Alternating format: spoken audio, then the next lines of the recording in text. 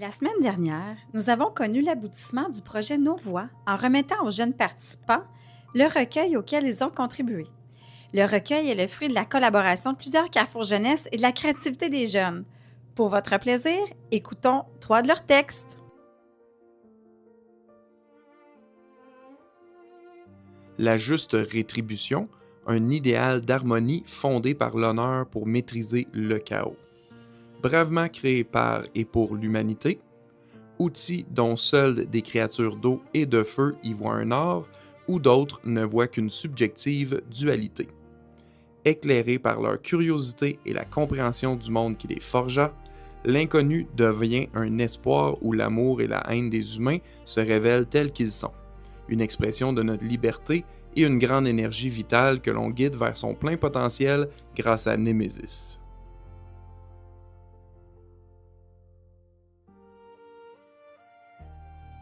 Dans la famille du français, il y a 3 sœurs qui sont triplettes. Il y a oral, lecture et écriture, que je connais presque depuis ma naissance. Il y a oral, que j'adore. On peut passer beaucoup de temps ensemble. On a plein de points communs. Il y a lecture. Au début, on se détestait. Mais avec le temps, on a appris à s'aimer. De plus en plus.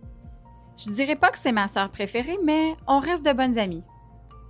Finalement, il y a écriture. On se déteste vraiment. Ça ne marche pas. Mais il n'y a pas si longtemps, on a eu une discussion.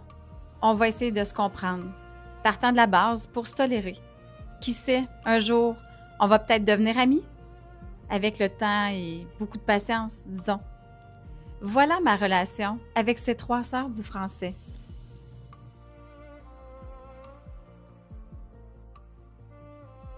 J'ai essayé de crier, mais il me répond qu'il était trop occupé.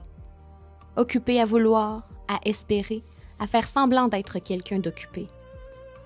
J'aurais aimé que tu essaies de m'écouter. Toi, aurais-tu aimé m'entendre? Moi qui te fais à dîner parce que la veille t'as trop consommé.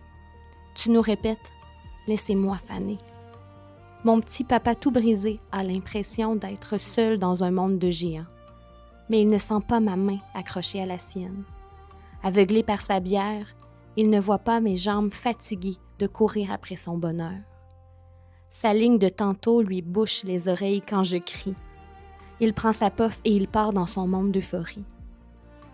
Comme maman et toi me l'avaient si bien appris, je peux amener Pépère aux toilettes, mais je ne peux pas chier à sa place.